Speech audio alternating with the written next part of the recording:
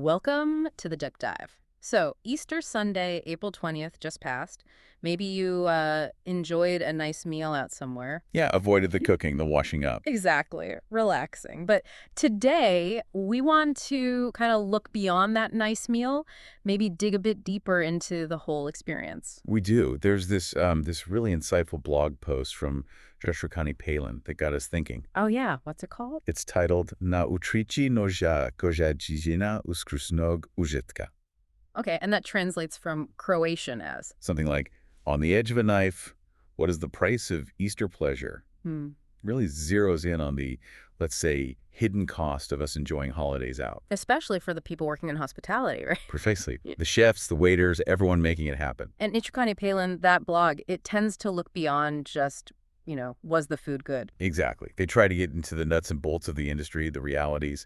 And sometimes, yeah, they scratch below the surface a bit. So they're highlighting this whole sort of army of people, as they put it, behind the scenes. That's the term they use, an army. Yeah. Chefs, servers, cleaners, managers.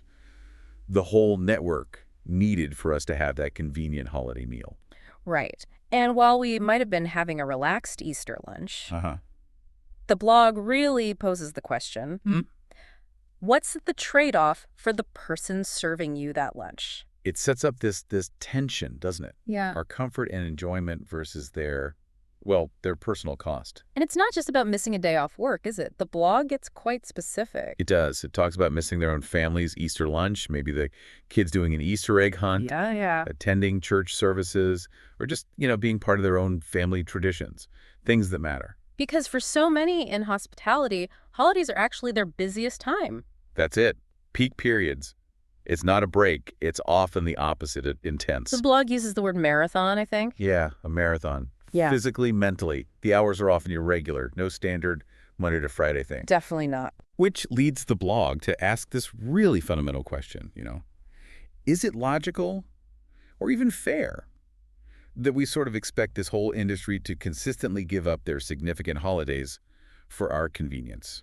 It really does make you pause, doesn't it?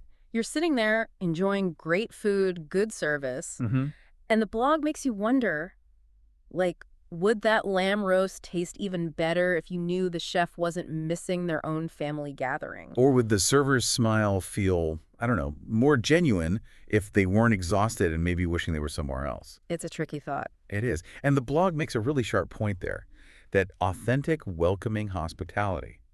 It's hard to keep that up sustainably if the people providing it are constantly overworked, feeling a bit maybe hard done by. Missing out on important life stuff. Yeah, exactly. But, okay, the blog isn't suggesting everything should just shut down on Christmas or Easter, is it? No, not at all. It's realistic. It acknowledges market demand, tourism. Right. Places like Samobor or Zagreb, which they mention, rely on that. The economy needs to function. Absolutely. Yeah. But the argument is, just because it's complex doesn't mean we should just, ignore the human side of it. If anything, the complexity means we need to think harder about it. That's precisely the blog's point. It calls for more sincere understanding and trying to find better, more sustainable compromises, balancing business needs with employee well-being. Okay, so it diagnoses the problem, or at least highlights it. Does it offer any potential solutions? What concrete steps does it suggest? It does lay out a few things. First up, and maybe the most obvious, is proper compensation. More than just the legal minimum for working a holiday, presumably. Definitely. It pushes us to ask, should that extra pay just cover the hours? Or should it also reflect the value of that missed family time, the extra stress, the sheer intensity of a holiday service? That's a really good point. It's not just time, it's quality time, irreplaceable time being traded. Exactly. The blog suggests fair pay sends a message. We see your sacrifice, we value it, and we're rewarding it properly. Makes sense. What else? The second big suggestion is about fair and transparent rotation systems. So actually planning who works which holiday rather than just letting it happen, or the same people getting stuck with it. Precisely. No more just hoping it works out fairly. It needs conscious effort, a system, to make sure it's not always the same faces missing out year after year. And the blog sees this not just as a nice-to-have thing. No, it frames it as pretty fundamental. Key for building loyalty, reducing unhappiness, preventing burnout, which is huge in hospitality. Yeah, staff turnover can be a real issue. It can. So yeah, it takes organizational effort, scheduling, planning. But the payoff seems like it would be worth it in the long run. Yeah, For everyone. absolutely. And then the third point the blog really hammers home is about collective awareness. Collective awareness, meaning, It means everyone involved.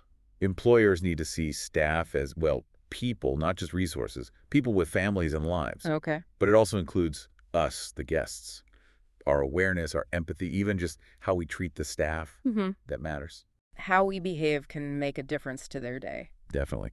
The blog even kind of nudges towards lawmakers, suggesting maybe they need to look again at protections for workers in this sector. Interesting. So the thread running through all this is really about recognizing the humanity of the workers. That's the core of it, yeah.